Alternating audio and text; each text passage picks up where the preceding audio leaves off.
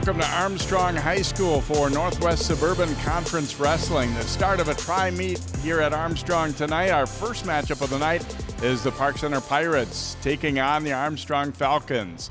Hi, I'm Jay Wilcox. John Lauritsen will join me for the call of tonight's matches as well. And a couple of pretty young teams, but having a little bit of mixed success. And in fact, for Park Center, they have already defeated their two district rivals, Osseo and Maple Grove, in the same season, which that doesn't happen very often for Pirates wrestling. So they've definitely done some good things as a group. They maybe don't have the top-end talent that they had the last couple of years. They had some state entrants, including Ishmael Kanneh, a place winner last year, and they've graduated some good kids from last year, but they've been able to fill out a lineup with some pretty decent wrestlers all the way along, which has enabled them to win some matches this year. And Armstrong got quite a few familiar names from their past couple of years as well. And the Falcons looking to come out and have some success tonight, though later in the evening be taking on their Robbinsdale district rival Cooper in the nightcap of our three matches here this evening. So we'll get started in just a moment. First match of the night, as we said, it is Park Center and Armstrong coming up next here on CCX.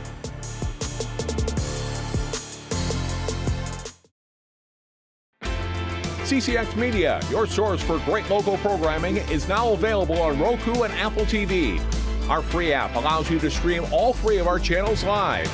You'll also have access to a large on-demand library, including daily newscasts and full sporting events.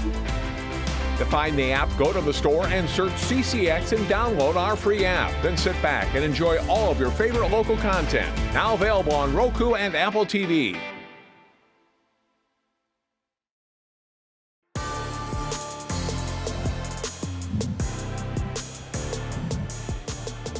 And welcome back here to Armstrong as Park Center and Armstrong get set to tangle in our first match of the night. You see two mats out there as the varsity guys will be on the left mat, and the JV are already getting going a little bit on the right side there as they're getting all the T's crossed and I's dotted here in terms of getting everything entered into the book. There's a look at what we might see lineup-wise. Obviously, some of that can and will change, but those are our possible matchups, at least on paper, coming in. From what I gather, Park Center is likely to keep their lineup pretty much the same as what you see, and we'll see with Armstrong.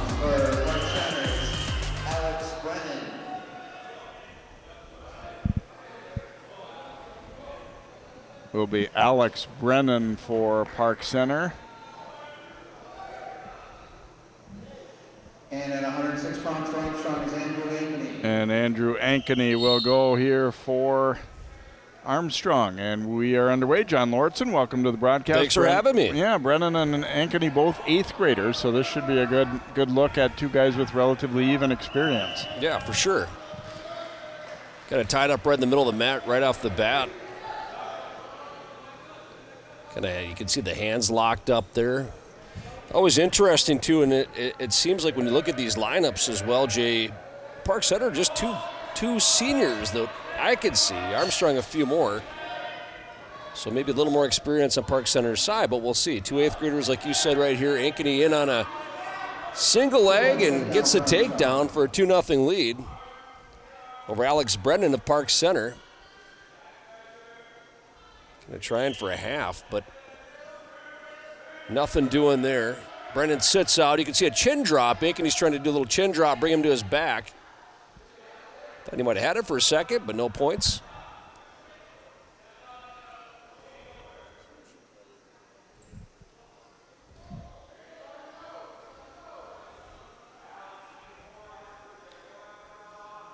Ankeny wrestled for the youth program for Robbinsdale Area Wrestling. Second-year wrestling for Armstrong. Record coming into this match for him is 5-6. Almost gets a near fall. Yeah, looks like he's got a pretty good chance to get him turned here. Is he going to keep running it? Yep, there he goes. He's going to get back points out of this at the very least. You can see Brennan trying to bridge. Boy, look at that bridge, though. And he flips all the way over. He'll give up 3 near fall, but that in its own way was impressive, Jay. Let's see if he's still in trouble, though. Ankeny's got that pretty tight, at least for a second. Brennan rolls through. He might come around on his own here. Ankeny's still in control. You can see him hanging onto that leg. Just enough to maintain control. He'll pick up Yeah, I don't think he gave. Did he not get? I don't think he gave another near fall. I think it stayed at 5. I thought it could have been. Yeah, me too.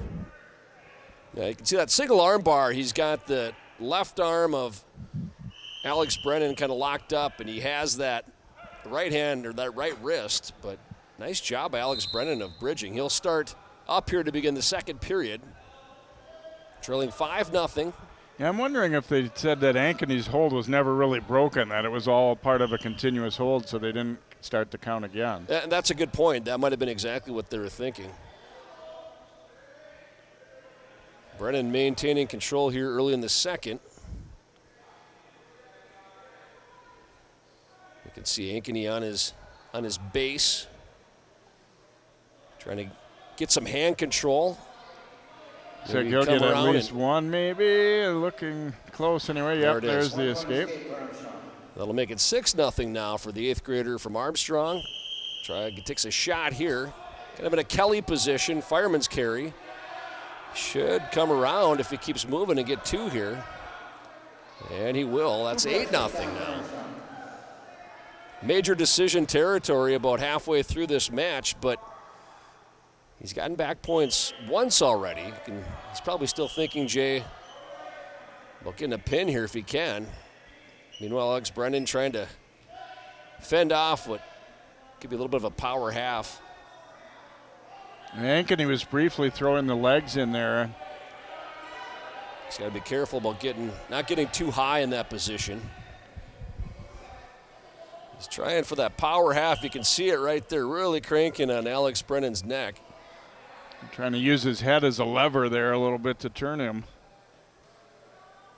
Yeah, he is. And then we saw him do this in the first period, too. He kind of locks up a half, but he's on the other side, kind of cross-body half.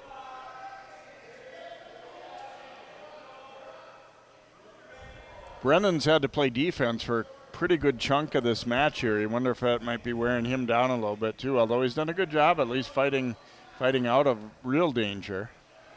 Yeah, and he's going to trail 8-0 going into the third.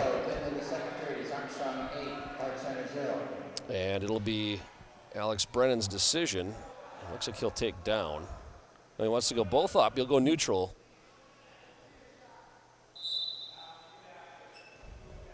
Right now, if the match ended, it would be 14 points for Armstrong with that 8-point lead. It's a shot by Brennan. Nothing doing. You can kind of see Ankeny just sprawling and works his way around 2 points takedown for Armstrong to make it 10-0.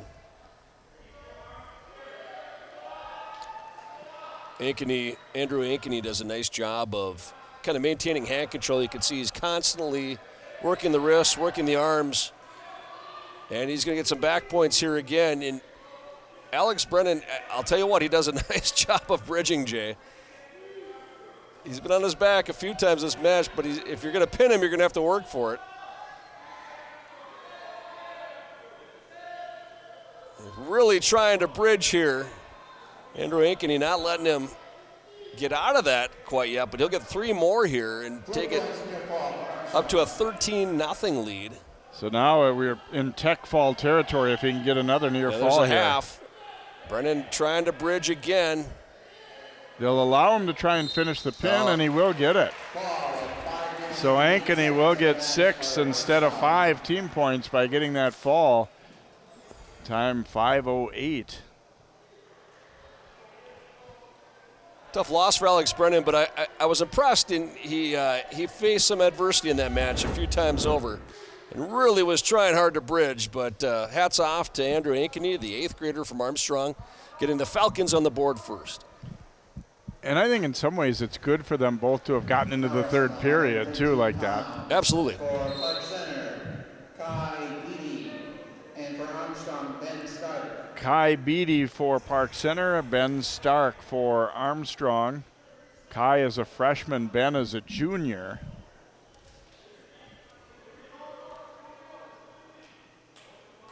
Kai, a football player, and Justin Miller, the Pirates head coach, has been involved in the coaching football, and I think that's helped him to get wrestlers out big time by talking with kids in the fall and getting them coming out. Their numbers have bounced back pretty well. It's a good sport, football, that is for wrestling, and vice versa. You see a lot of linemen, too, in the upper weights that wrestling's good for their body balance and strength, and that translates well to football, too. Well, you see a lot of football linebackers who are great tacklers that are football players, or wrestlers, excuse me, and you see a real correlation. Yeah, and you can see the double leg takedown, too. A lot of times that's related to tackling technique. There's a takedown. We think it's there it is. Yep, there's finally two. Two for Stark, the junior for Armstrong. He took 4th place last week at the Norwood Young America tournament. Comes into this match with a record of 6-14. And we're going to have an escape for Beattie, making it 2-1 in favor of Ben Stark of Armstrong.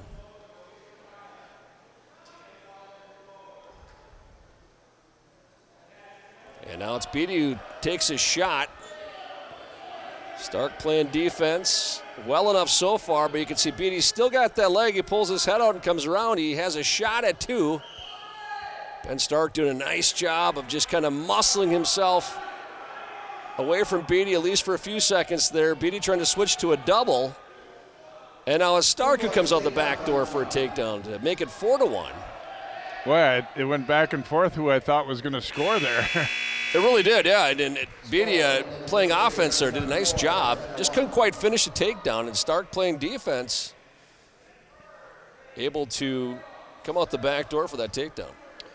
And Stark deferring his choice till the 3rd period, and Beattie chooses down.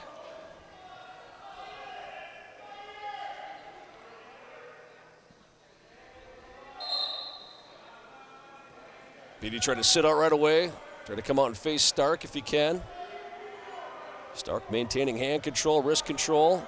And Beattie sits out again. That time out pays off and escape to make it 4-2. Always feels big if you can do that real early in the period, so you're not spending a lot of time trying to fight out, that you can get into your own offense if you get out quickly. Yeah, exactly. That's a good point. And here he goes right back to what he did in the 1st period, Jay. Trying for that single. Trying to wrap up that leg.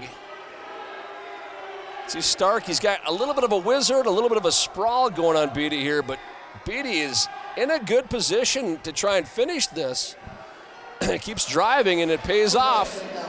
A takedown ties the match for Kai Beattie of Park Center. It just had the feel right from the start of one that was going to be pretty evenly matched, didn't it? You know, you look like they're pretty similar in size and just ability and experience too. Yeah, definitely. It's a lot of times these lighter weights too. You'll see these guys come out just guns blazing. They're fast and they're quick, and then by the 3rd period they're so tired they can hardly move. That's the case at a lot of weights, but especially with the younger guys, it's a lot of high scoring, sometimes early on, and then the match kind of evens out. But 4-4 right now. About 50 seconds left here in the 2nd. Beattie in control.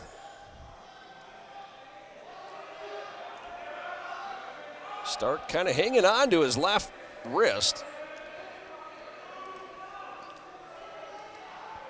Stark able to stay on his base but not get away yet. See Beattie trying to throw on a leg, maybe. It seems like he's a little indecisive on what he wants to do right now. I think ref getting down there, and to be honest, it's hard to call one or the other for stalling because they're both not really doing a whole lot at the moment. I get the feeling, Jay, that Beattie's a little more comfortable on his feet. You saw some nice shots he's taken in this match. The last one paid off to tie up the match at 4-4. A nice takedown. So he picked neutral as well, and I kind of feel like if there had been more time in that period, he might have cut Stark loose and tried for another takedown.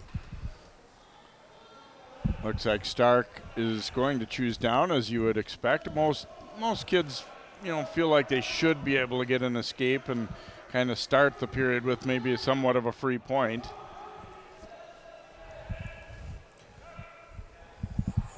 It'll be interesting here that the Park Center coaches might, and you can see there right away there's an escape just a few seconds into this 3rd period. But this might be the best thing for Kai Beattie. He likes to, you can tell he's comfortable on his feet. Trailing now 5-4 after that escape. And let's see if he shoots another, kind of sets up another single leg here. Like he did in the 1st and 2nd periods. Some nice shots. Yeah, even though Stark has mainly been in the lead, it feels like in some ways Beattie has been the aggressor as often as not. Yeah, there he takes that shot in that single. He gets in. He's got to lock that up. Now he's got it. Stark trying to push his head down, cross-face him. And he can start pushing back into Beattie. Beattie does a nice job, though, of not, and as soon as I say that, he almost gives up a takedown, but of not relenting and continuing to drive, continuing to move his feet. Stark pleading his case. He thought he should have gotten 2 there at the edge, but referee said otherwise. Yeah, that was close. Here's condition check time for these guys. A minute to go in the third. This point in the year, you probably should be in pretty darn good shape. But you've done enough burpees by now and ran enough laps around the gym to. The one thing that comes into play though sometimes is you get the holiday break, but also illness and injury sort of come into play sometimes too, where you maybe haven't been at practice every single day. Not specifically to these 2 guys, we don't know that, but just in general. Yeah, absolutely. It can be a big factor. And then as January goes along, and we're almost halfway through it already, but as it goes along, you kind of get that win back. Ben Stark hanging on to a 5-4 lead. You can see Kai Beattie, Stark is doing a smart thing here. He's tying up real tight and not really giving Beattie an opportunity to get around or to take a shot. Beattie's going to have to go quick. He didn't get much of a shot there. He's getting locked up pretty good.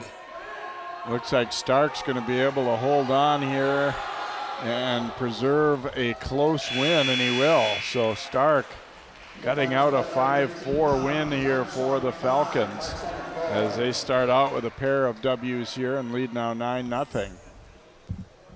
Good match on that one, though, Jay. Like you said, almost in the first period, you could kind of see it coming. That these 2 were pretty evenly matched, and the scoreboard shows it, too. Armstrong wins the first 2 matches.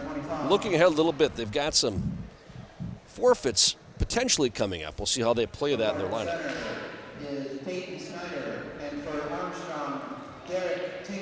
Peyton Snyder for Park Center, Derek Tingle for Armstrong will do battle here at 1:20 as we get underway here. Snyder, the 9th grader from Park Center, Tingle, the 8th grader from Armstrong. Tingle did place 4th in the Section 5 3A tournament last year, so he's had some decent experience. And Snyder, don't know a lot about him, but a freshman, and he's come out pretty aggressively so far. He's kind of got a little bit of a single leg there for a minute.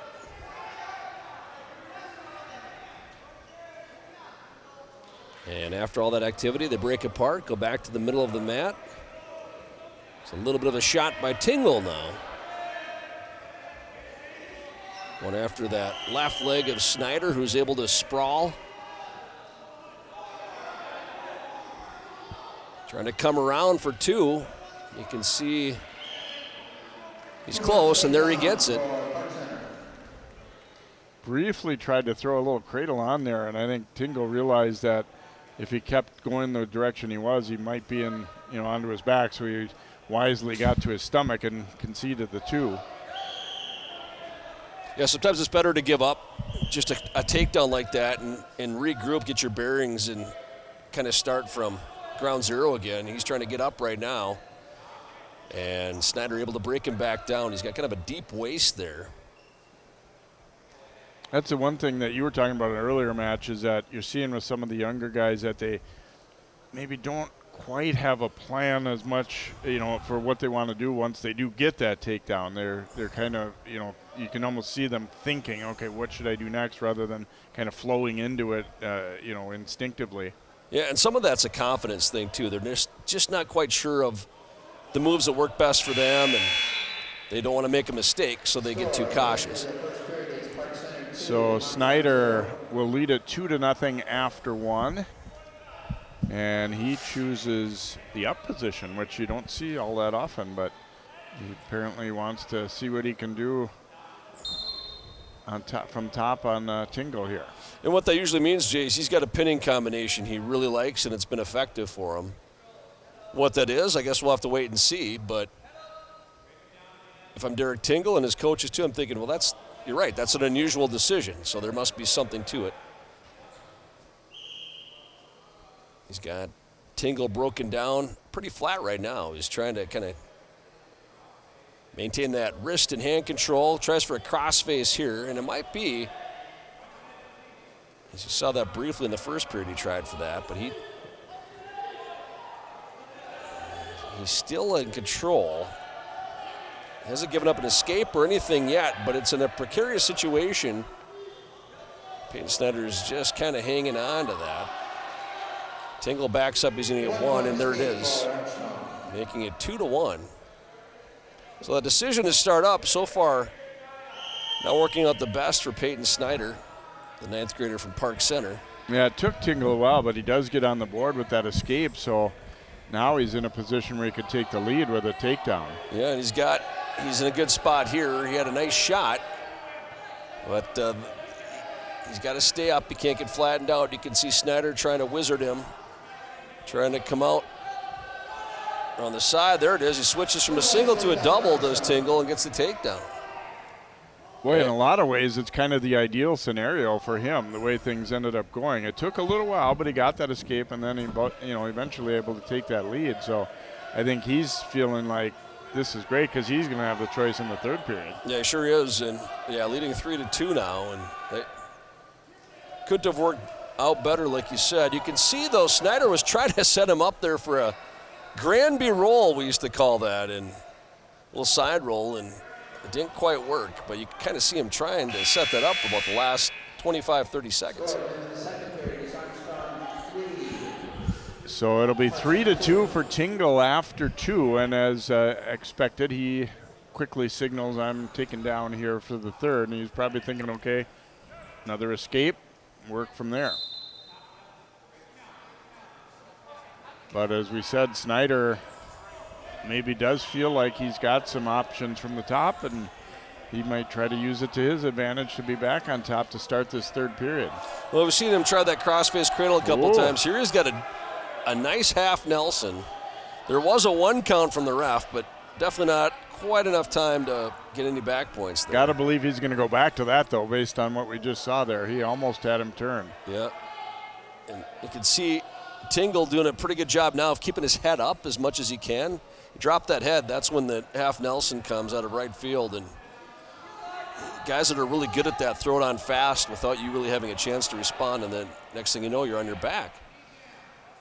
And right now, I think certainly that Snyder wants to go back to it, but he needs to set it up, and he's trying to figure out a few ways to do that here.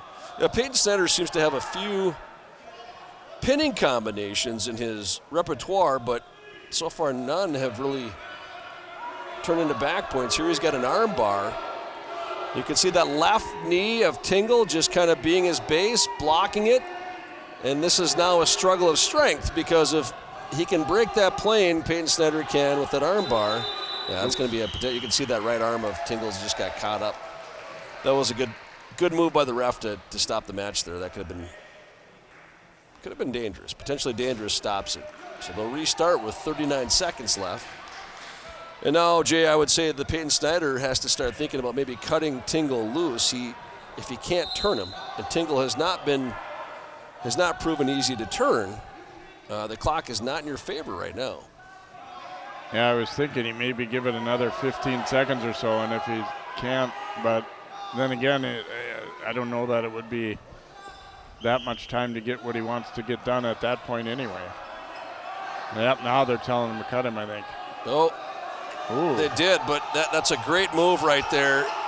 I think he faked out Tingle and then caught him in a little bit of he might get a pin here. That's a great Snyder move by with Peyton Snyder. Big comeback win with only 5 seconds left in the match. He trailed for much of the way, and I think you're exactly right, John, that he caught Tingle thinking that he was going to let him up, and then threw that hold on just as he was starting to let him go here. Yeah, if that's what he did, that's genius. And you can kind of see that underhook grabs his head. But I've seen that move many times before where the clock is winding down, the guy on top is behind, acts like he's going to cut the guy loose, so the guy kind of gets lackadaisical backing out. And then next thing you know, he throws on the underhook and gets the pin. Well played by Peyton Snyder. Yeah, Pirates get on the board, 9-6 now. We go to 126. Aaron Dungey of Park Center, Hetteen, the 10th grader for Armstrong. The battle of the sophomores. Bram's older brother Eli is one of the captains for Armstrong. We'll hopefully be seeing him in a match or two here. It'll be interesting how that last match factors in, too, because Armstrong was just seconds away from getting another 3 points for their team, but instead of getting those 3 points, Park Center's pin makes it 9-6. Dungey, another of those football players in the Pirates program. Yeah, that one's got to sting a little bit for both Tingle individually, but for the Falcons as a team, because it certainly looked like they were on the way to, pulling out a close win. Instead, they give up the pin late. Well, Dungey, with an interesting shot, he grabbed the leg but was flattened out on his belly, and now he's kind of working his way up. Hetteen trying to play defense of his own, trying to sprawl. Dungey's in kind of a precarious position here. He's got the leg, but not much else going for him in that position. Hetteen is going to get a takedown, and I think he's very close to breaking the plane. I don't know if the refs, now he's a little high. Now Dungey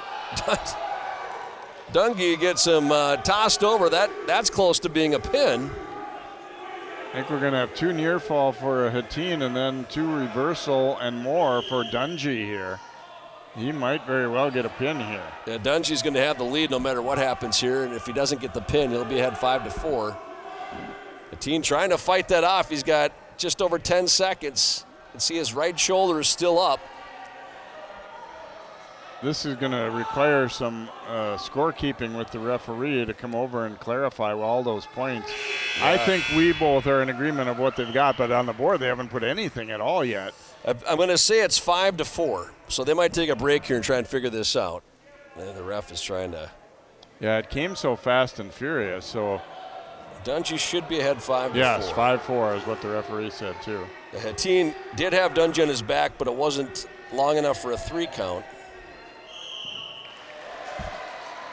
And it looks like that's the way it'll be. So Dungey's going to defer here, I believe, to start the second. Dungey did take that shot, but boy, he got flattened out right away, and Hetteen did a nice job of just kind of out-muscling him and bringing him to his back. And you got to give Aaron Dungey credit. He didn't panic or anything, and he kind of rolled right through there and got a 5-point move, and then he almost pinned Hetteen. So what a wild start to our 126-pound match. Yeah, I think in some ways Hetteen has to feel fortunate to still be in the match. It looked like if there was a little more time that maybe Dungey would have pinned him, but that's all part of it too. Hetteen did do a nice job. There's a nice kind of roll through there. Looked like Dungey was trying a cradle. That's going to be at least, yeah, that's a reversal. The ref did a nice job just letting that play through. It was almost an escape for a second, but Hetteen just kept going with it and got the reversal.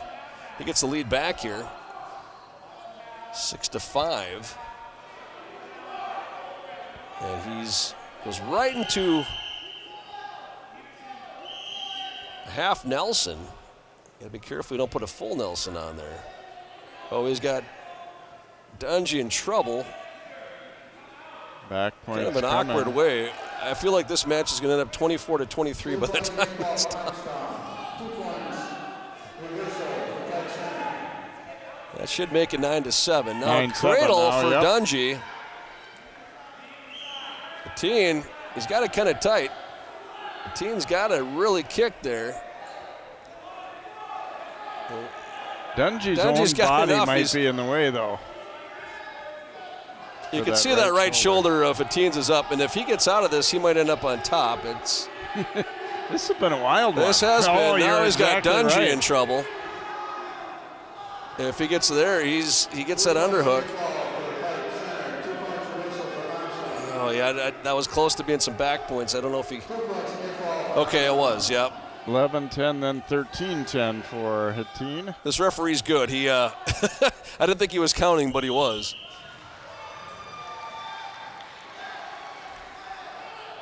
Yeah, when the points come fast and furious like that.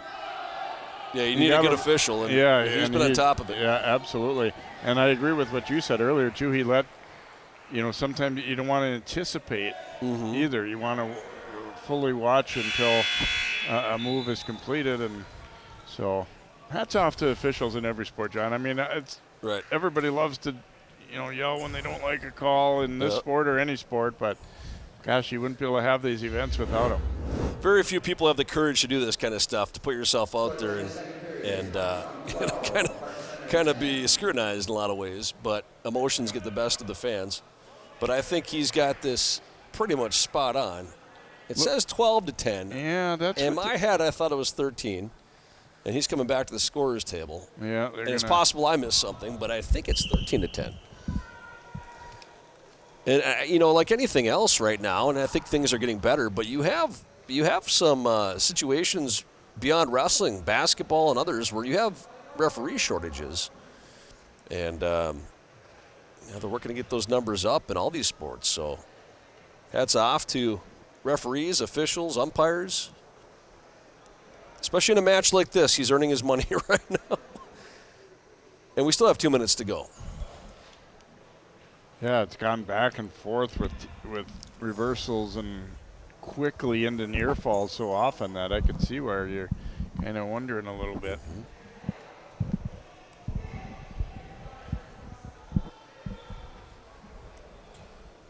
Well, it's a nice break for the wrestlers, too, here. They won't be quite as gassed going into the third period. We do know that Hetteen is going to have the lead. But is it going to be 12-10 or 13-10? Looks like they're leaving it at 12. 12-10, okay. And he wants to go neutral. Yeah, and right now, based on what we've seen already in this match, it's really hard to say who you might expect to come out on top in this third period because they've both been close to pinning the other guy a couple times. Yeah, exactly. And if you remember in the first period, they started in this position, and Dungey kind of got flattened out when he tried a single leg, and Hetteen put him on his back. Then Dungey rolled through and almost pinned Hetteen and had him on his back. And it's really hard to say who has control right now, which has kind of been the theme of the match. Yeah, so Hetteen's got his leg. He's on top, but his left leg is stuck inside. And there the ref's going to give it to him. He is definitely in control now, so that should make it 14-10. And Hetteen is close to getting back points. Yep. Probably not going to pin him with this, but he is definitely going to get 3 near fall. And yeah, you're right. He's leaning hard. He might actually be able to pin him with this. Hetteen trying to get on top. And he will get it. Yeah. We saw Park Center kind of pull one out at the end last time, and this one coming deep into the match as well here. Hetteen getting the pin for the Falcons over Aaron Dungey. A big win for Hetteen, and it's almost sad that somebody had to lose that match. It was such a topsy-turvy match, back and forth and high scoring. It was fun to watch. Nonetheless, that gives Armstrong 6 back. The match before, Ben Stark got pinned with just a few seconds left. He had the lead most of that match, so this kind of gives Armstrong a little breathing room.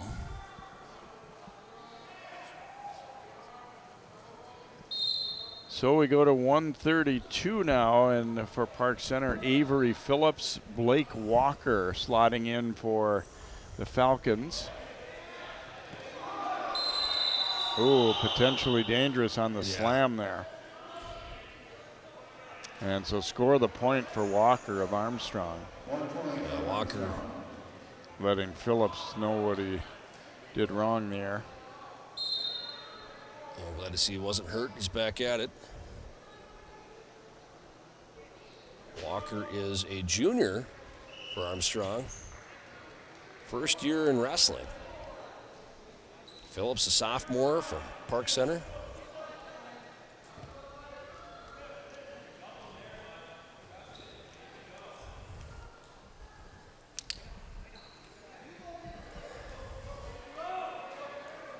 And after the initial activity, not a lot going on quite yet, but there's going to be a quick takedown for Avery Phillips. Giving the sophomore a 2-0 lead. 2-1. I'm sorry, 2-1. That's right, the potentially dangerous call. So 2-1. Trying for a little arm bar there. And you can see that right leg of Walker's was kind of playing defense. Put up a post, not able to, keeping himself from going to his back, as Phillips was really kind of grinding on him there.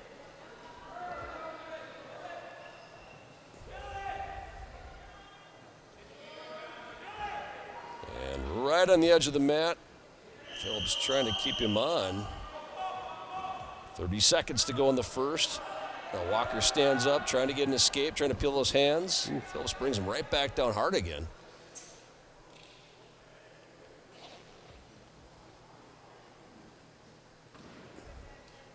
Phillips, a physical wrestler. Yeah, he came out aggressive in this one. I mean, obviously it cost him a little bit there when he didn't protect his opponent on the way down and slam early. Yeah, it cost him a point, but he's going to go into the second period here, leading 2-1. Park Center, though, was a team trailing 15-6.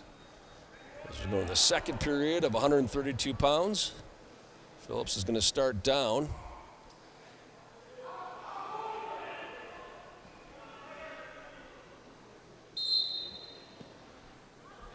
Walker's JV record is 3-2, so he's won a few matches on JV.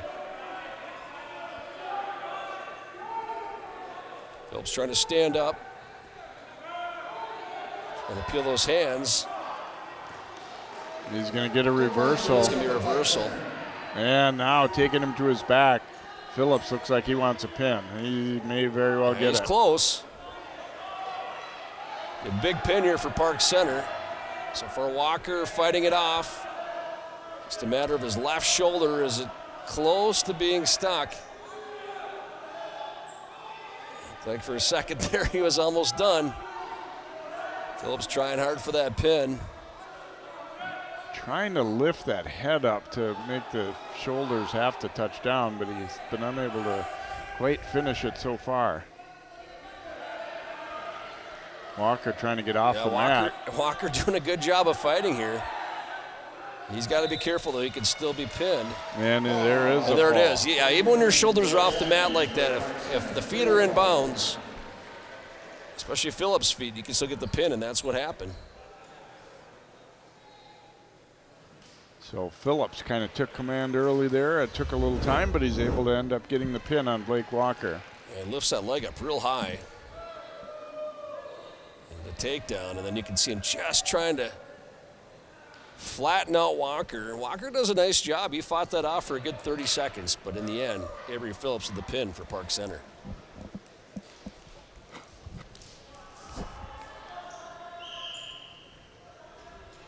And that will cut Armstrong's lead to 15-12.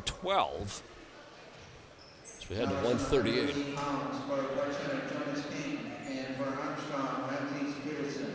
Jonas King for Park Center, Ramses Peterson for Armstrong. Now Peterson for Armstrong is a senior. This is his first year wrestling for Armstrong, but he has wrestled for Totino before.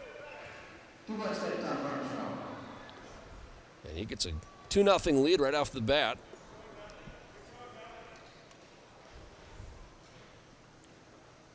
Peterson will go up 2-0 here for the Falcons.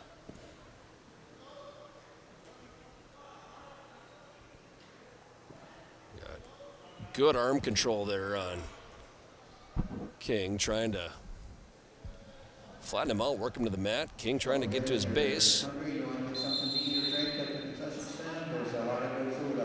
Got blood time here, looks like.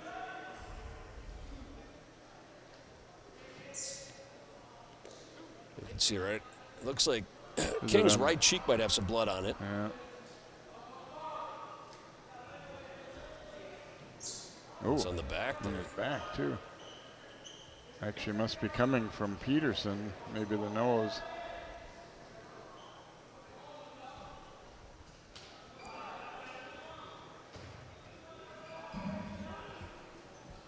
And that, yeah, I'm trying to get a look at that. Is that what that is? Is it coming from his nose? He might have a wad of cotton in there now. I can tell you, as somebody who has wrestled back in the day with bloody noses here and there, that is not a fun way to wrestle, is having a piece of gauze up in your nose when you're trying to breathe.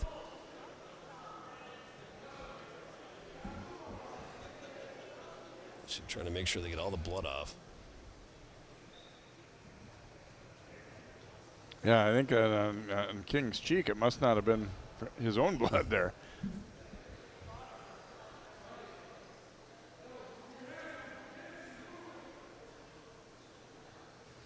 Yeah, must have been the nose from Peterson. Yeah, they got gauze in there now, it looks like. His right nostril. He's had 2-0, so they'll restart. He does something I like. Right off the bat, he grabs one of those arms, it doesn't matter which one, and just pulls it and pushes where that post used to be. And usually you can flatten out your opponent pretty good on there. He's going for a cradle right here on King. And he'll get back points out of this at least.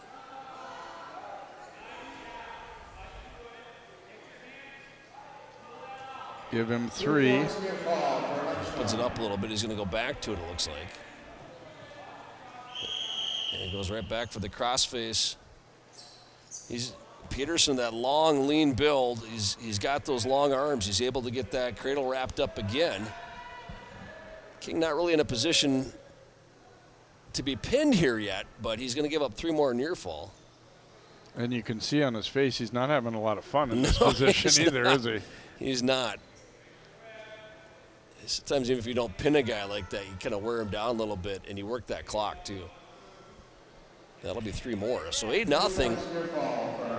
And that's the way it's going to end here. So after blood time, Peterson comes back, gets 2 3-point near falls, and opens this match up a little bit. Yeah, based on that first period, I think Peterson's thinking this should be a fall for me. I mean, obviously you got work to do to get it done, but I'm going to check that nose here, see if any more blood is trickling out. Looks like so far so good.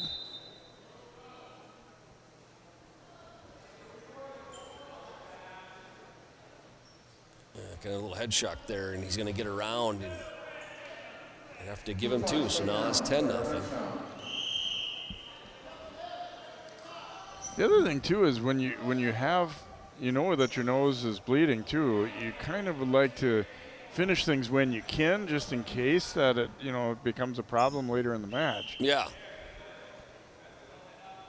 definitely.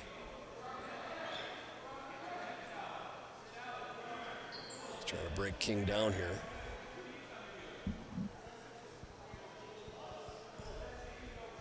And I bet you he goes back to the cradle at some point. He's got that wrist control. Peterson has done a really nice job with that. Just kind of maintaining control and not letting King really have an inch right now.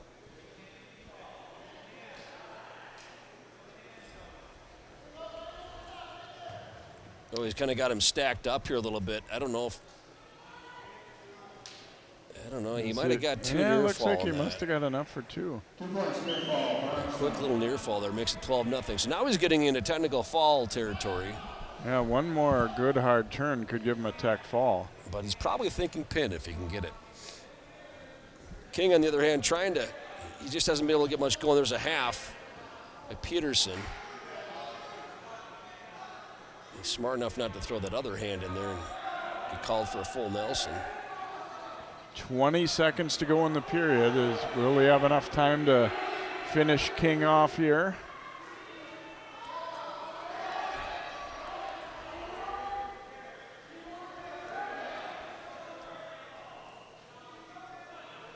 See how he's got that wrist real nice. Like it's tough to wrestle when your arm is locked up like that all the time. So Peterson did a nice job with that.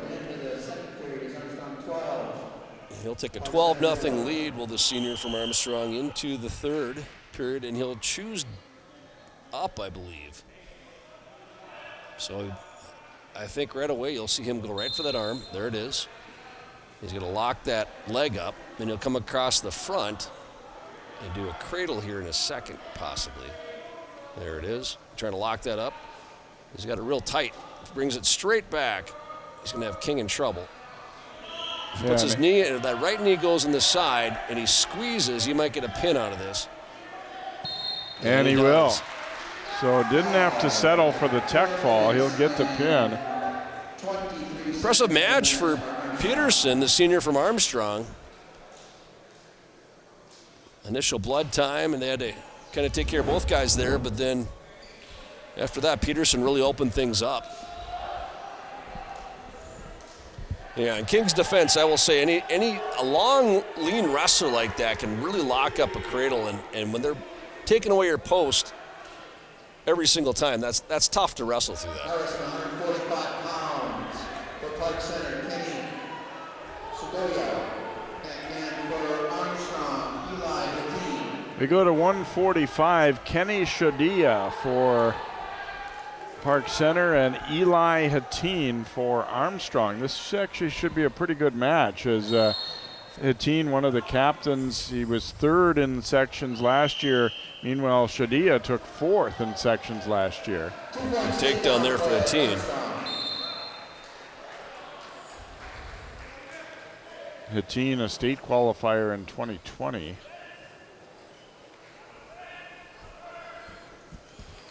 He's got 13 wins this year, and he quickly gets a takedown on Shodiya. Oh, he's in his mind, he's thinking state tournament this year. If you got third last year, you don't want to get third again, or worse. You got to try and get in the top two when sections come around. He's got an arm bar here. And Shodiya trying to turn him. Shodiya.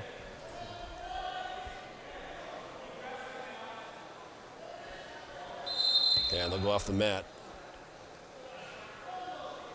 Well, we talked about in past years too, John. That's the nice thing about wrestling is you've got kind of two options in terms of state tournament. Obviously, Armstrong or Park Center as a team nowhere near reaching the state tournament, but you've still got a shot for some of your individuals to get there. Yeah, you do, and Hetteen, a captain, probably thinking that this year. He's got an arm bar here on Shodiya.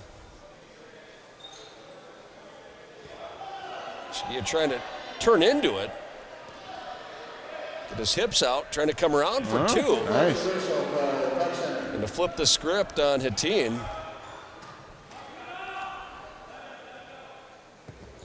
Able to break him down. Evened up And at he's gonna 2 cut him here, loose. and now he'll let him go. So 3-2 Hetteen.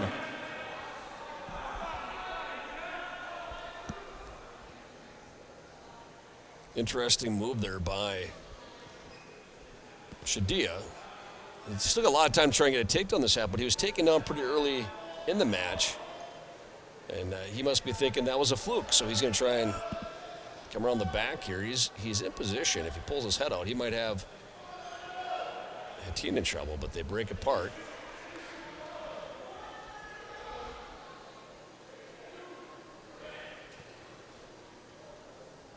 Shodiya thinking duck under there for a second, goes for that single, keeps trying to come around.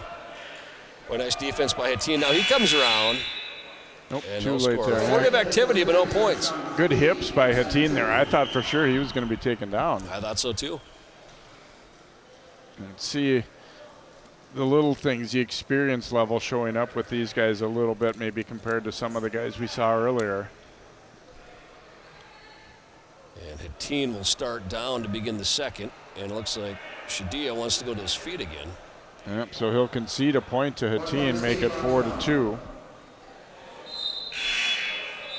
Oops. We had a clock issue there, I think. That was a nice ankle pick by Shodiya, but he'll never show up on the scoreboard. Unfortunately for him, nice move. Let's see if he tries it again. I was say Hetteen now ready for it, Yep. unfortunately for Shodiya. Yeah.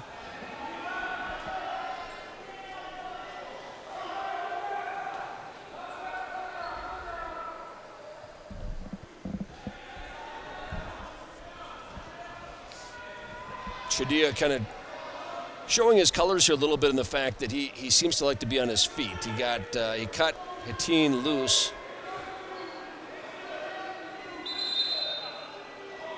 Or he got that takedown on him before, and then now he wants to start neutral when Hetteen had chosen down. And he's close to having a takedown to tie this up. Boy, Hetteen does a nice job. Like you said, Jay, he uses his hips real well.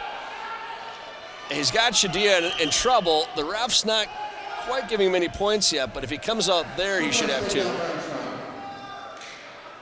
Shodiya at least fights it off to not go to his back, but Hetteen getting the takedown and now leading 6-2 about halfway through this second period. A bad moment for Shodiya there. I thought he might even actually give up some back points, but it never happened.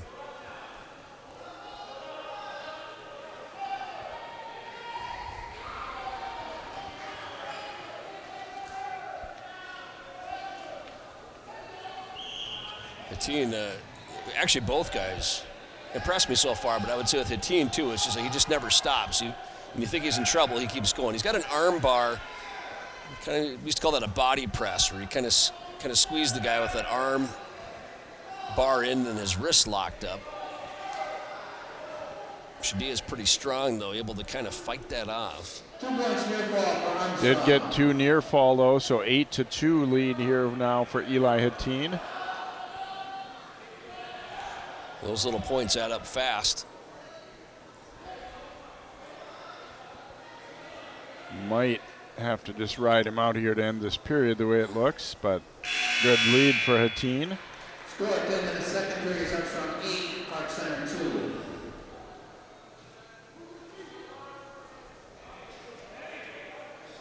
And it'll be Shodiya's choice here. He wants to go neutral again.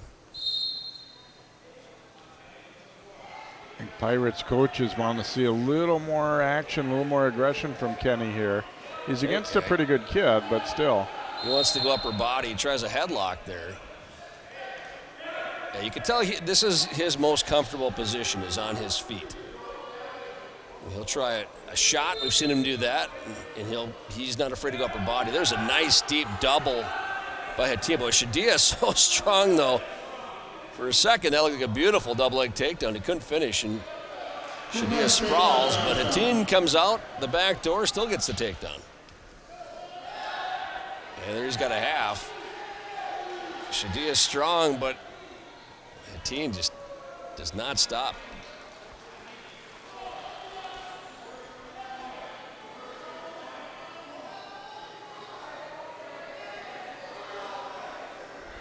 Yeah, Hetteen, good technical wrestler, but you could see it. There have been a couple times where I think a lesser opponent, he might have been able to pin him, but Shodiya has been able to fight it off. But maybe he's got not Shodiya now. in trouble now. Doesn't quite have that right arm locked up of Shodiya, though, and that's hard to pin a guy. He's going to probably get a couple near fall here. 2 points near fall for Armstrong. So at least extending the major lead, major decision type lead here, is now leading by 10. But we'll see. There's still about 35 seconds to go here.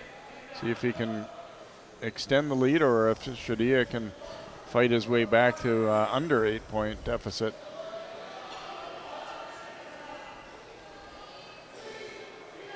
Yeah, Hetteen really in just a good position to not only win the match, but I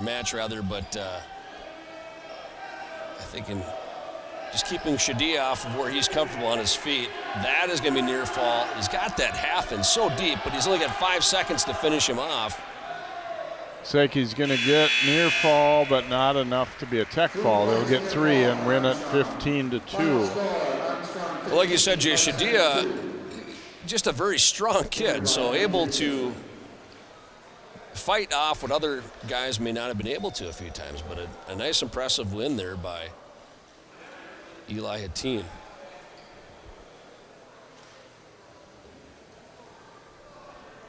And that helps Armstrong extend their lead now to 25-12. Now listen for the Park Center, Jackson Sanders at 152 pounds.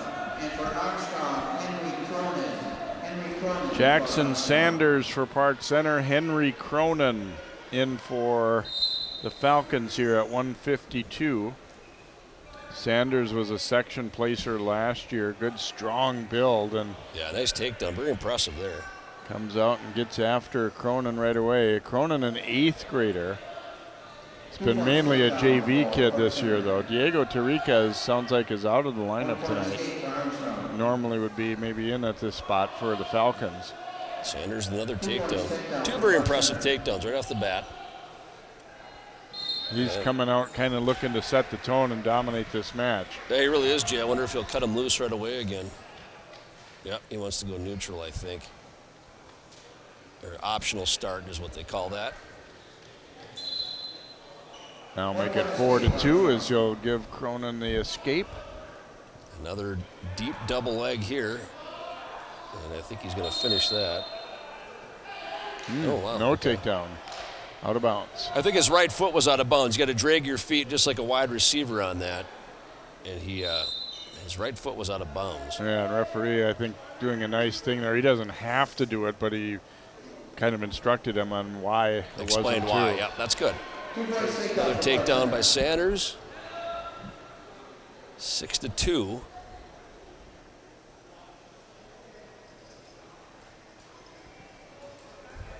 I haven't seen Sanders really try a pinning combination yet. He just is. I feel like these Park Center wrestlers are very comfortable on their feet, a lot of them. Now it looks like half. he might have him in a little trouble. Yeah, he's trying to go, if he goes chest to chest here, he's going to have Cronin in a lot of trouble. Trying to get 40 out on seconds those to work toes. that pin. Cronin battling hard, trying to fight that off. Sanders really trying to squeeze it. He's close. This would be a big pin for Park Center if he can get it. Now hipping into him again to try and really drive him over. Yeah, you can see that left shoulder up until now, at least for Cronin, is not flat. Shoulder blade was still up. And nice job by Cronin to fight that off. The 8th grader from Armstrong. Thought he was in big trouble there. Gives him 3 near fall to make it 9-2, but Cronin doing a good job to still be alive in the match.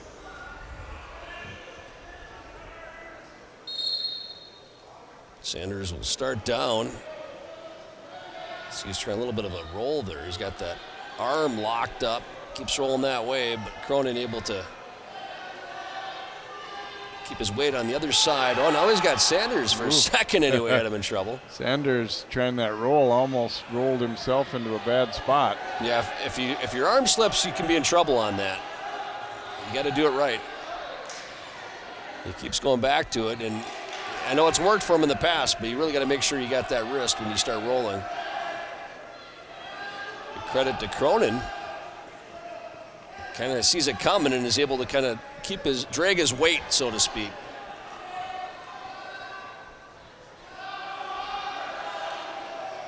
There it is. He's going real high on that elbow when he tries that roll. And this time it's going to pay off.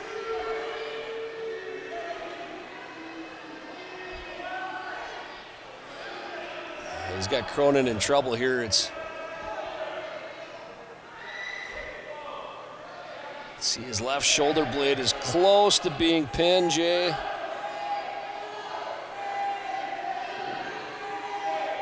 I'm sorry, that's his right shoulder blade is just, it's close.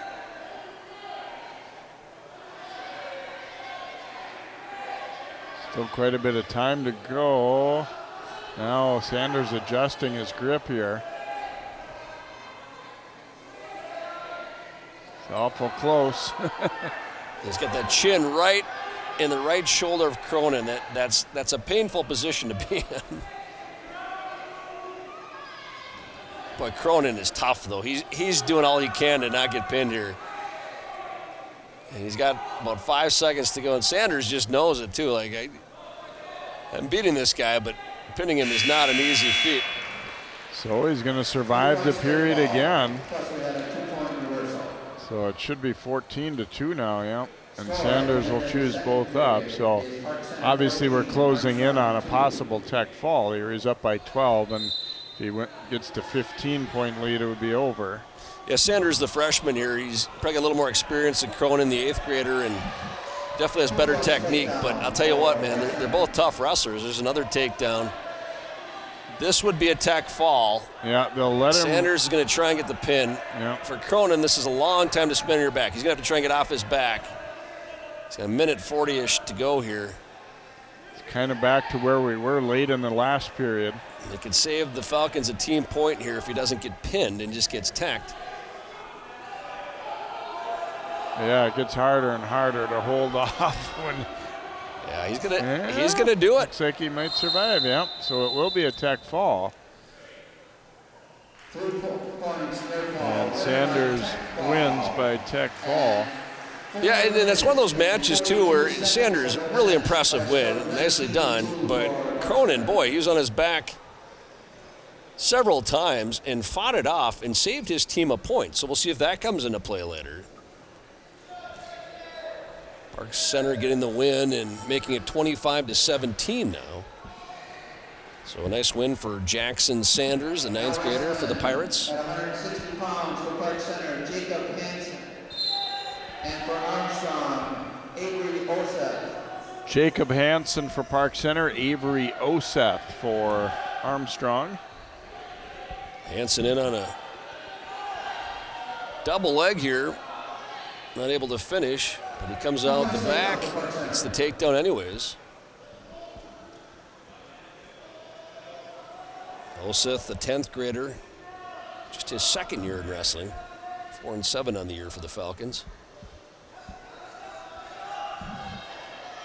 Hansen, the freshman for Park Center. He's got to work up from those legs, Jay, otherwise he gets a stalling call. There he finally does.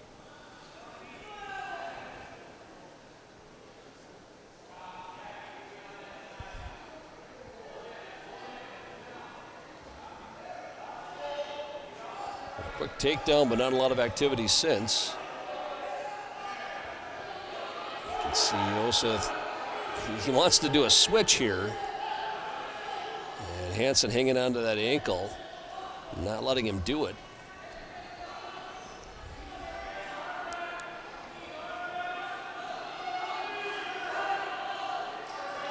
Oseth was nearly out, but he's hanging onto that leg. So they're trying to come around and face him at the very least and get an escape, but Hansen hanging on, maintaining control. Oseth throwing on that wizard. As precarious as it might be, he had control, yep, and there's an escape. Good call by the ref. He definitely faced him as they're going off the mat. That makes it 2-1.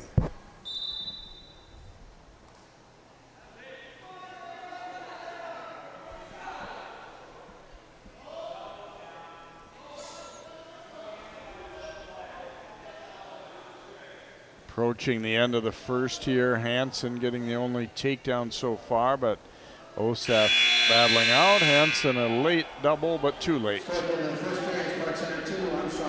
So 2-1, and Justin Miller says, let's go both up for you, Jacob Hansen. He didn't have much of a repertoire for pinning combinations, at least not in the first period, but he got that takedown. Another of those football players coming out for Park Center Wrestling. Oseth trying for a headlock. He's going to throw it on, and now he's got Hansen in trouble. Really leaning into that. And he got the pin. 2 minutes and 21 seconds of the match for Armstrong. Nice headlock by Oseth. Yeah, a lot of times that can be kind of a high risk, high reward type move, and you know, the more experience you get, you don't see that work very often, but he definitely executed well there. And look at him squeezing that head. Yeah. Hansen kind of reaching there a little bit, left his head up, and to Oseth's credit, he just kind of threw that on. And you're right, Jay, really squeeze. That's a tough position to be in. Just squeezed him in that headlock. Gets the pin for Armstrong to put him up now 31-17. At 170 pounds for Park Center, Kargbo, and for Armstrong, Fred Dassin. Dave Kargbo and Fred Dassin will go head-to-head here at 170 pounds. Dassin is a sophomore and Kargbo a junior. Starter on the Pirates football squad at linebacker is Kargbo. Dassin 5 wins this year, his second year out for the Falcons team. Yeah, he's close to getting a takedown. Boy, he had it there for a second. And there it is for Dassin. Just kind of kept spinning and moving, Jay, and sometimes when you do that, good things happen.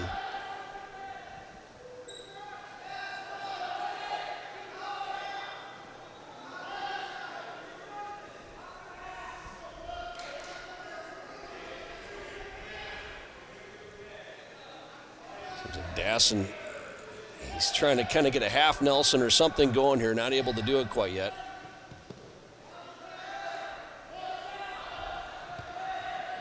Kargbo trying to stand up, face him, gets the escape to make it 2-1. And now Kargbo comes back and gets the takedown to lead 3-2.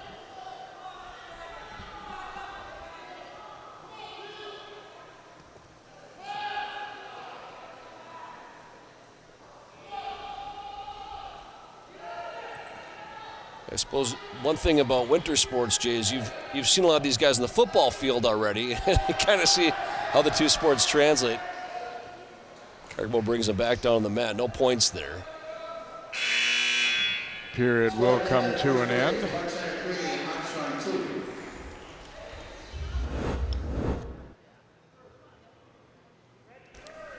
See, as he brought him back down, he had already gained control. I thought just for a moment he was going to be able to throw that half in. Yeah, Dassin trying to escape there, and Kargbo able to maintain control, and he'll start down now to begin the second, leading 3-2 over Fred Dassin of Armstrong. JV match is over, and those kids were watching on the other mat, and the referee briefly went over and said, I'd like you to move back a little bit. You never know if this action's going to move off the mat a little bit. We don't want anybody getting landed on. Yeah, especially when we get in the upper weights here. A couple big guys going at it, and a lot of momentum on that mat at times.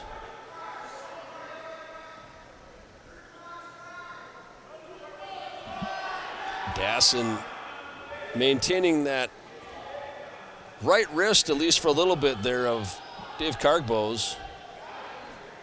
Keeping him broken down pretty good.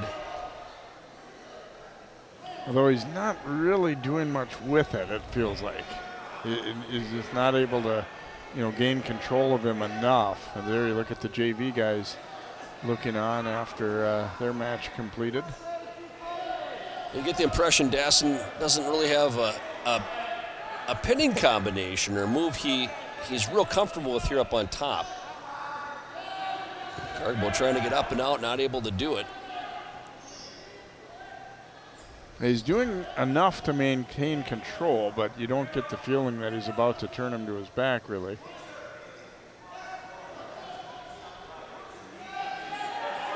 Of course, that could change at any point as well, as he's trying to right there. Trying for a little bit of a corkscrew crossface here. Kargbo to his feet. Can he get out? He's been in this position a couple times and not able to quite get away. Yeah, reaching back at him like that's not what you want to do there. Well, coaches will tell you that. You don't want to reach back like that, and they'll go off the edge of the mat. 11 seconds left. If you're Kargbo, you want to get up and out right away. You kind of get the feeling on both these guys, John, that good strength, athletic, but not terribly experienced wrestling-wise. Yep, I would say that's a good assessment right now. And Dassin maintaining control here in this period, but just not able to work for a pinning combination. And Kargbo not really sure the best technique and how to get up and out. So that's how the second period ends. The second period is Park Center 3, Armstrong 2. Dassin will choose down here to begin the third. He's down by a point. Oh, and Kargbo does not want to 1 point escape for Armstrong. have that, so he's going to let him up. Make it a 3-3 score. That's kind of telling. He wants to start in the neutral position, and so maybe he's not comfortable either riding his opponent. Some people would say, boy, that's tough that you give up the lead like that, but I think maybe if you know your style and what you're capable of and good at, it's probably not a bad thing to not waste any time messing around if you're not going to be able to turn them anyway. Right, yeah. Save that time on the clock. I got a restart here. Fly off the mat. And when you get to this point in the match, Jay, the next takedown could be the deciding takedown.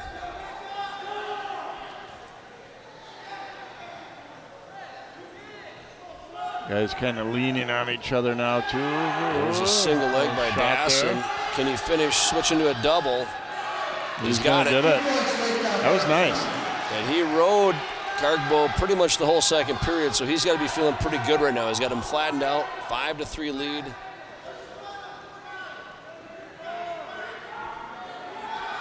And I would say, too, this referee has generally been slow to call stalling, too. He's got him in trouble now. And Kargbo, and this is where endurance, like you mentioned before, Jay, kind of comes in. Can he fight this off? He's got 40 seconds. And no. Big pin there for Dassin late in this dual meet. Tack on 6 more for the Falcons. And that gives them now a 20-point team lead.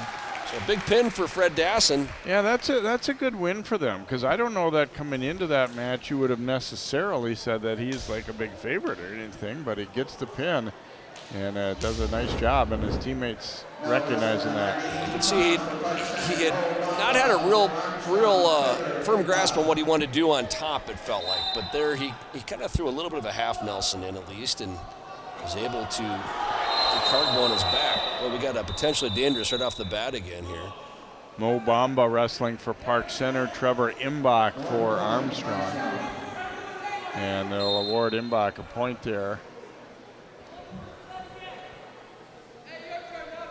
Bomba was 5th in the freshman state tournament last year.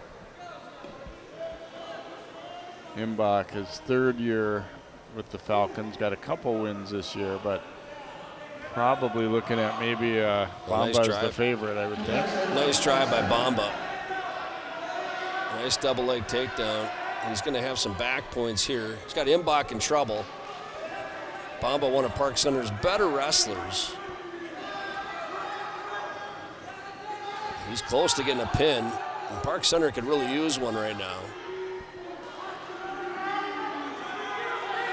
Trying to do his best to keep him on the mat, too. Yeah, he really is. And Imbach, so far, doing a good job of fighting this off. Still a lot of time, though. It really is. Sometimes with Bomba, if you get perpendicular, you get a little more weight. There we go. He didn't need to. He got the pin. 7 seconds of the match for Park Center.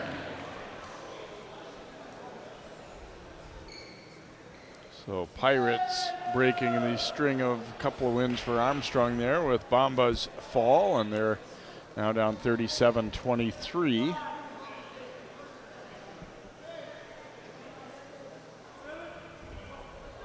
It keeps them alive in the dual meet. Just a few matches left. Now it's 195 pounds of Park Center. Samuka Kanneh and for Armstrong, Devin Lopez. Samuka Kanneh against Devin Lopez here in our 195-pound matchup. And another football player. He's just an 8th grader, so to be up at this weight as an 8th grader at a big frame. I feel like 20 years ago you'd never see that. Now it's a little more common. Lopez, a sophomore, 1 win this year. So a couple guys, maybe not a ton of experience again here in this one, but Could be an interesting one. You know, sometimes this is a thing where sometimes you'll see kind of long and lean guys at 195, but these guys are both stockier. Yeah, they are, and a little shorter in that regard. They're trying to tie up here right in the middle of the mat.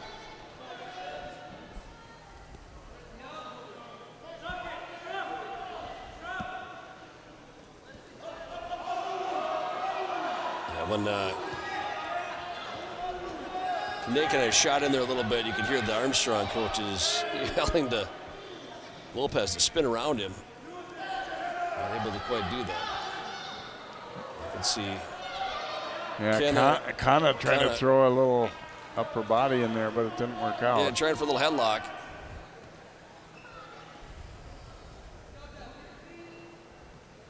You get up in these upper weights too. You don't see as many shots, single legs, double legs. They do tend to want to go upper body more often. They're more comfortable that way. And you know, when you think about it, there's a good reason for that. If you shoot on a guy in this weight class and above and they sprawl on you, then that really wears you down. They can spin around and get a takedown. Sometimes those upper weights, if you're good at doing a sweeping single where you grab an ankle or a leg and you're not letting somebody get their weight onto you, it can be very effective. So a couple shots taken, but neither able to score. We're 0-0 through one of our 195-pound match, and Lopez is going to choose down here to begin the second period. A win for him would seal it up for Armstrong. So they're up by 14 with 2 more matches to go after this one.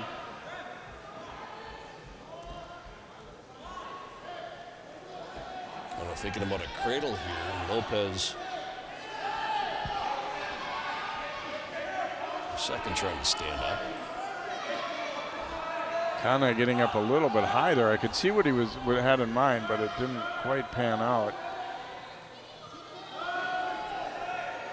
And Lopez will get the first point of the match, gets an escape.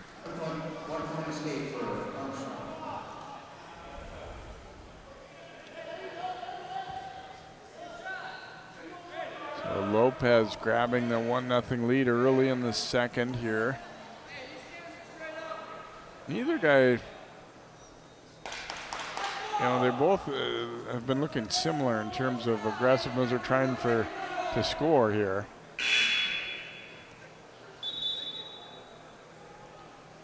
Now we have a clock malfunction. It looks like.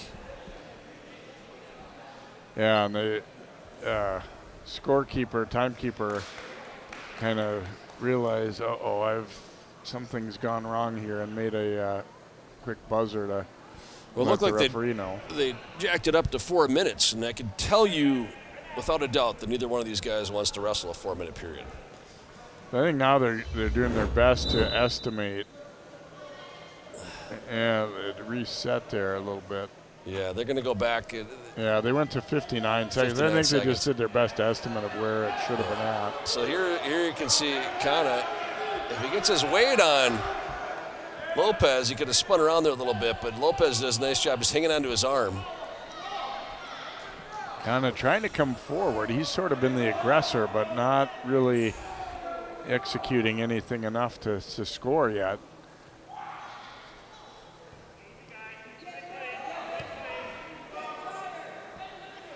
Here's where you got the footwork really comes into play when they're both just trying to bowl forward a little bit. Yep. Kanneh trying to, there he goes, and he gets a takedown on that. Lopez kind of trying to reach for him there, and Kanneh with the takedown. Lopez trying to get up and out before the end of the period, get an escape back if he can, and it looks like he's going to. He did, so we're going to be nice even job at there 2. right before the end of the period, Jay, to make it 2-2. So it's up for a pretty exciting third period. Kanneh wants to go up, it looks like. Neutral, that is, both up. You'll hear coaches in practice all the time talk about be ready to wrestle the full 6 minutes, and here's why. You don't want to come into the third period already out of gas. Yeah, exactly.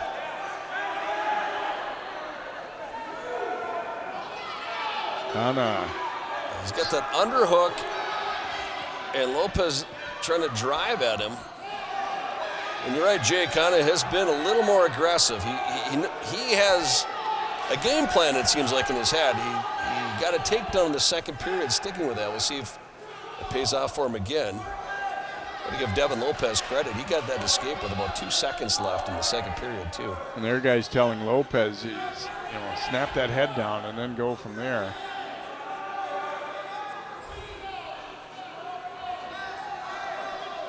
Kind of feel like next points might win, or next takedown if there is one. Yeah, with approaching a minute to go here in the match, you do get that impression.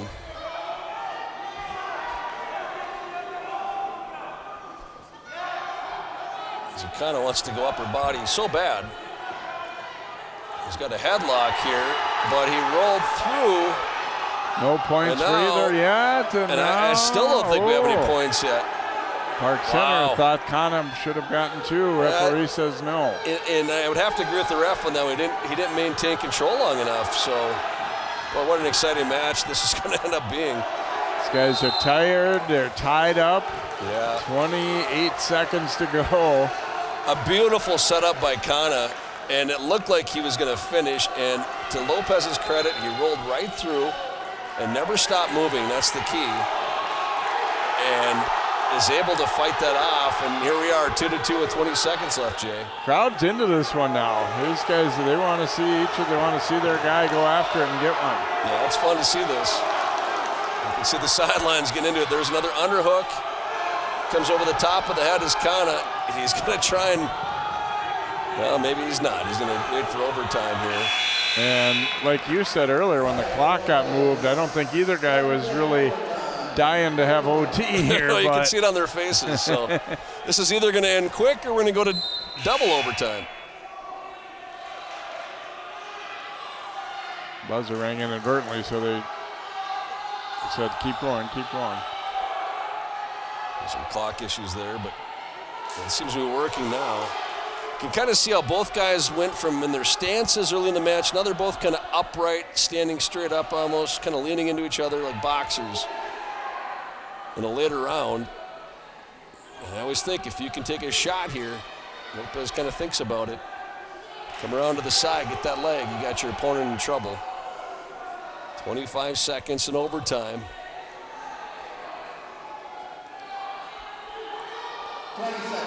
Kanneh really wants to go upper body, whether it's a headlock or an underhook, or you can see him trying to set it up. Lateral drop position here for somebody.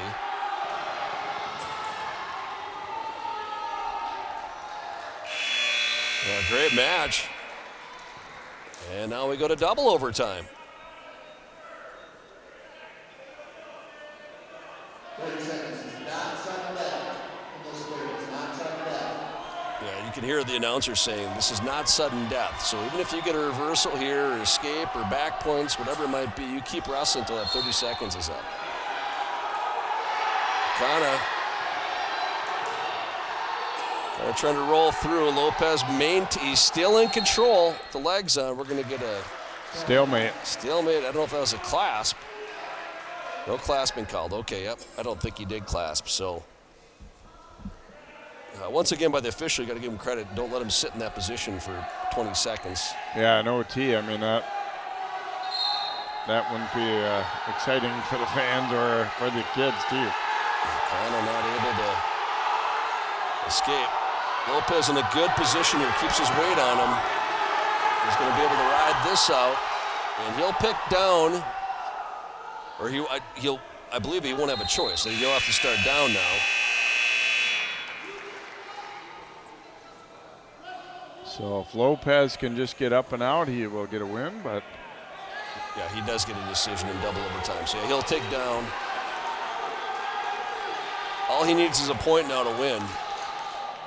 Able to ride Kanneh out, and that's second part of overtime. If he gets out here, he was going to be in to good his position feet right away, but Kanneh throw him back down. And again, if Lopez gets an escape here, this is not over. They got to finish this 30-second period. But Kanneh again, hanging on for dear life. There's the point now. Kanneh's got to shoot, or he's got to do something quick, or he's going to lose. 5 seconds. But what a great match. Lopez what a great will pull match. it out. Nice job, both wrestlers.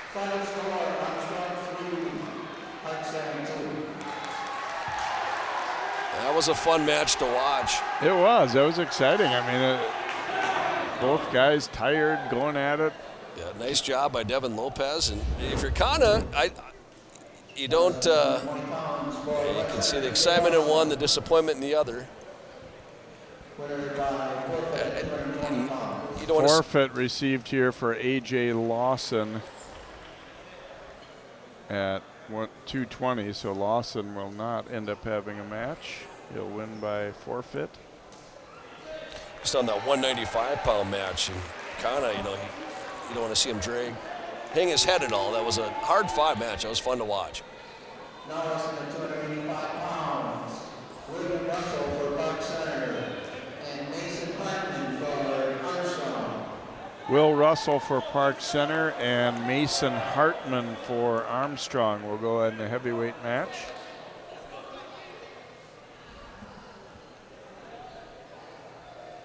This is actually Mason Hartman from Armstrong. Is his first time wrestling varsity tonight. This match right here. Russell, a starting D lineman for Park Center's football team. Both guys seniors.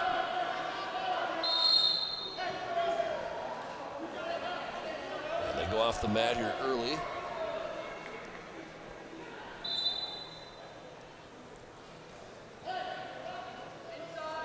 Russell with a little size advantage, I would say, in the heavyweight weight class.